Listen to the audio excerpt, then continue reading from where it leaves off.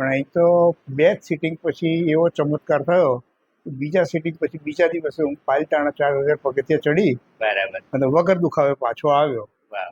અને કાંડામાં થોડી તકલીફ હતી, રાઇટિંગ વખતે તકલીફ પડતું હતું જી લેટરલ મૂવમેન્ટમાં, જી અને એ પણ હવે સાહેબ સરખું કરી દીધું છે અને હવે હું સારી રીતે લખી શકું છું અને લખતી વખતે મને કોઈ દુખાવો નથી થતો. આપણી સાથે ધીમંતભાઈ છે. ધીમંતભાઈને શું તકલીફ હતી પૂછીએ, કેમ રહ્યું આપણે ટ્રીટમેન્ટનો અનુભવ ને હવે કેમ છે. બરાબર. ધીમંતભાઈ ક્યાંથી આવ્યા? સર, હું અમદાવાદથી આવ્યો છું. જી અમદાવાદ અમારી ફ્લેટમાં ચોથા માળે રહેતા એક ભાઈ તરફથી જાણવા મળેલું જી કે ડૉક્ટર ડાભી સાહેબ કરીને ભાવનગરમાં છે અને સરસ સારવાર આપે છે. બરાબર. એટલે મેઇન તો મિસિસ માટે આવેલા, જી. સર્વાઇકલ સ્પોન્ડિલાઇટિસનો જી, હતો બરાબર. અને મને ડાબા ઢીંચણે તકલીફ હતી.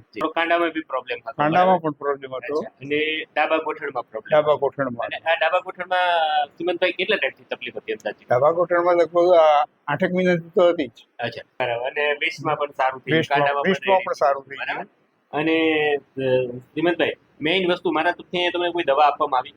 ના જી, કોઈ દવા નહીં, કશું જ નહીં, કોઈ બહારથી થેરાપી નહીં, કસરત નહીં, આપણે કશું ખાલી નહીં. સેટિંગ જ કર્યું છે. સેટિંગથી, માત્ર ને માત્ર સેટિંગથી. બરાબર છે. આપણે શું કર્યું, હવે મને લાગતું હતું તમને લેફ્ટ ની અંદર થોડુંક એજ રિલેટેડ પ્રોબ્લેમ, જેને આપણે ની ઓસ્ટિયોઆર્થરાઇટિસ કહીએ. બરાબર. સામાન્ય શરૂઆત હતી, આપણે એનું થોડુંક સેટિંગ કર્યું ટિબિયા ફીમર બોનનું, એટલે તમને ત્યાં સરખું થઈ ગયું. બરાબર. અને ધીમંતભાઈ, કેવી લાગી તમને મારી સારવાર? ઘણી જ સારી, અને આઈ એમ ગ્લેડ કે હું અહીંયા આગળ આવ્યો. મિસિસ જે સર્વાઇકલ ટ્રીટમેન્ટ સોલિડ હતી કે રોજ રાત્રે મારે એના ખભા પર ચડી બેસવું પડતું હતું. અચ્છા, એ બિલકુલ બંધ થઈ ગયું. રેડી થઈ ગયું છે. હા, હવે મને કહે હવે તારે દાબાની જરૂર નથી, એમ થઈ બરાબર છે. જશે. બંનેને ઓકે છે. બરાબર ધીમંતભાઈ? ઓકે. હવે ધીમંતભાઈ, આ વિડીયો યુટ્યુબ ઉપર મૂકીએ ને?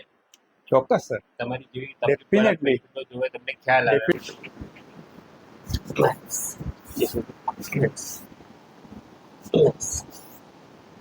Nice.